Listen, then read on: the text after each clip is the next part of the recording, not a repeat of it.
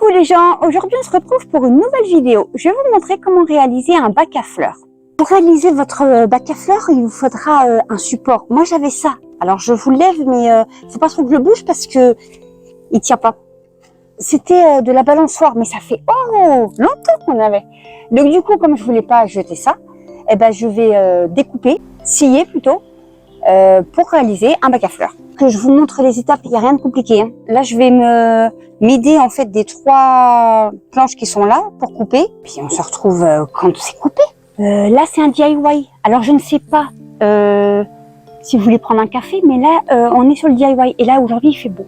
Et sinon, vous allez bien? Moi, ça va bien. Donc là, j'ai découpé mes carrés comme je vous avais dit. J'ai gardé 3 planches. Je vais garder mes 2 côtés là, que j'ai placé déjà celui-là. J'ai la petite assistante, je sais pas si vous la voyez, la petite assistante. Elle veut prendre des cours de bricolage. Donc celui-là, je vais le garder comme ça. Là, je vais enlever la plaque là, la planche, pour pouvoir le mettre comme ça. Donc ce que je vous disais, c'est que là, j'ai mon support, enfin ma base. Hein. Et là, du coup, j'ai enlevé la planche. Et je vais la visser comme ça. Comme ça, ça va faire un carré. L'avancée des travaux. Et là, je vais revenir, en fait, et comme ça, je visse directement dedans.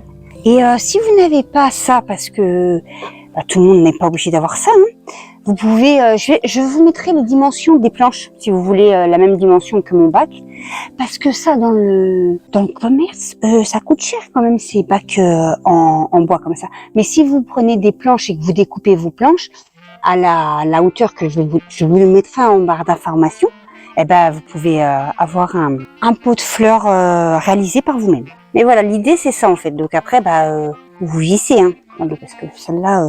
Alors moi, elles sont rouillées, les vis, alors c'est sympa à visser. Voilà. Bon, je termine mes 3 vis et je vous montre après. Donc une fois vissé, voilà ce que ça donne. Et là, j'avais du géotextile à la maison. Si vous voulez pas mettre de géotextile, faut faire un fond parce que du coup, moi j'ai pas de fond. Et du coup, le géotextile, il vous faut une agrafeuse quand même parce que sinon le géotextile va se mettre là. Donc je vais mettre en fait je sais pas si vous voyez, lui du coup, je vais le mettre dedans. Comme en fait c'est un pot de fleurs que je ne bouge pas, celui-là, l'azalée, lui il va aller là, le rempoter et je vous montre après. Donc voici le résultat avec l'azalée du coup dedans.